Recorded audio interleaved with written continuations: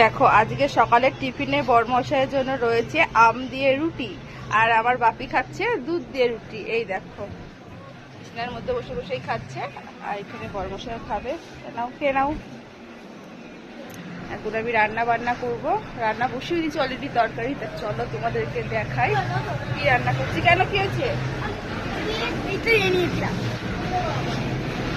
সব সময় জল, ছেলেটা সবসময় জল থাকে। এনে ওখানে বক্তা রাখ, ওখানে রাখ। আর এই যে দেখো আমি রান্না করছি হচ্ছে শাক। কালকে বরমশাই নিয়ে এসেছিল পুঁই শাক। আমি সবজি আগের দিনকে মানে শাক বিশেষ করে আগের দিন কেটে পরিষ্কার করে দেবি, পরের দিন কলে জল আসে ভালো করে ধুয়ে নিয়ে আসি, যেহেতু আমাদের ওপরে জল নেই, নিচ থেকে সবকিছু আনতে হয়। আর শাক দিতে প্রচুর পরিমাণে অনেকবার দিতে হয়, নোংরা থাকে। তা যাই হোক শাকের তরকারি বসিয়ে দিয়েছি।